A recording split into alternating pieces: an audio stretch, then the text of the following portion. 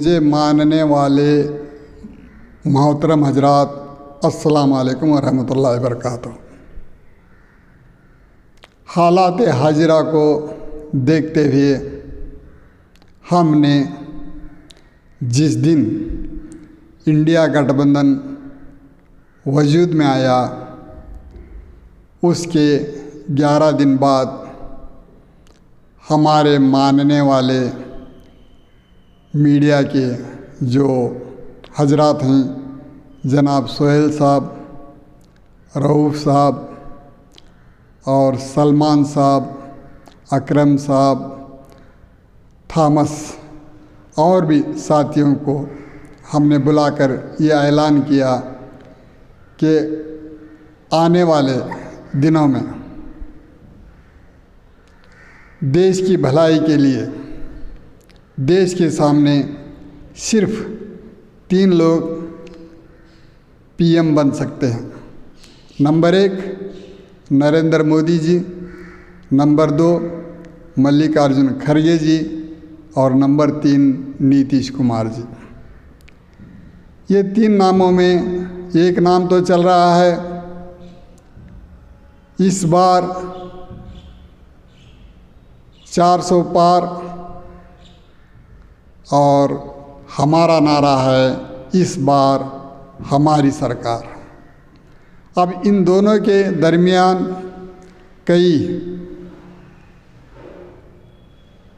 शख्सियतें सामने आई और चले गई। अब नज़ारा सिर्फ 3 लोगों का है। अगर नरेंद्र मोदी जी को फिर से पीएम बनाना चाहते हैं तो हमें कोई ऐतराज़ नहीं है। अगर आपको ऐतराज़ है तो आप जिसे चाहना उसे पीएम कैंडिडेट घोषित कर सकते हैं। हम हमारे हिसाब से इस देश की गरिमा को, इस देश की इज्जत को, इस देश की रक्षा को, इस देश के भाईचारे को, इस देश के सुकून और अमन को मद्देनज़र रखते हुए जनाब मल्लिकार्जुन खड़गे जी का नाम पीएम कैंडिडेट के लिए 1 साल पहले घोषित किया है। हमारे घोषित करने के बाद उत्तर प्रदेश, ओडिशा, आसाम, आंध्र प्रदेश, बिहार, पंजाब, तमिलनाडु, त्रिपुरा, जम्मू और कश्मीर, राजस्थान, सिक्किम, कर्नाटक, केरला, गुजरात, मध्य प्रदेश, मणिपुर, महाराष्ट्र, मगरब बंगाल, मेघालय, नागालैंड, हरियाणा, हिमाचल प्रदेश, अरुणाचल प्रदेश, मिजोरम, गोवा, उत्तरांचल, वरांचल, छत्तीसगढ़, तेलंगाना, अंडमान निकोबार से लेकर तमाम कौम के हजरात हमें फ़ोन करके हमारी घोषणा को, हमारे ऐलान को लब्बैक कहा। अब हमारे लब्बैक कहने से, ये तमाम लोगों के कहने से मुत्तफिक होकर जयप्रकाश चतुर्वेदी जो कांग्रेस के प्रवक्ता हैं, तमाम एआईसीसी में उनके चाहने वालों की राय पर उन्होंने भी हमारी बात को तायीद की।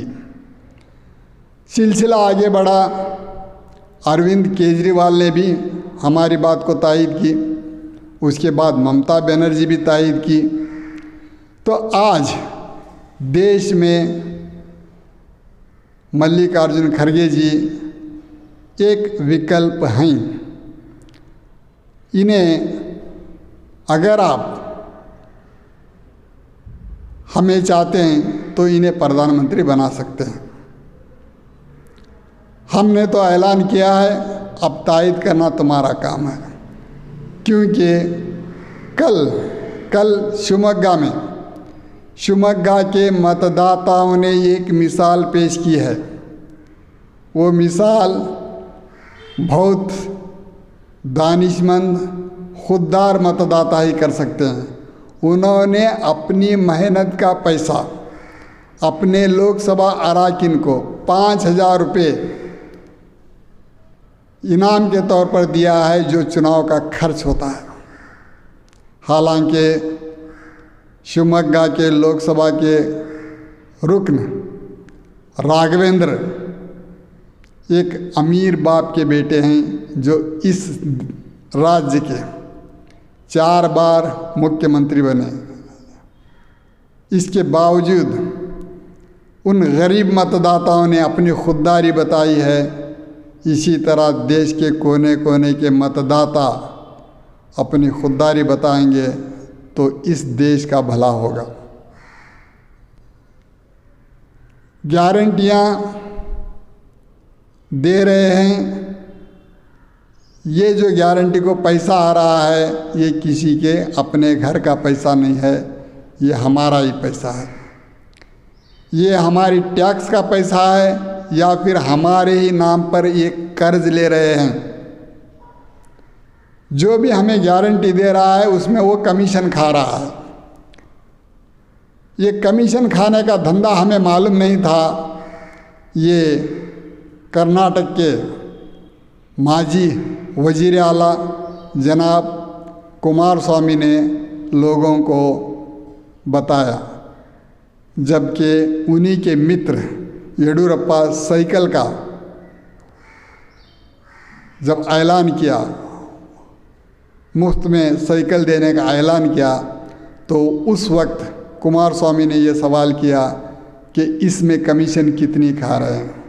जब जाके अवाम जागरूक हुई, हर गारंटी में ये कमीशन खाकर गारंटी दे रहे हैं।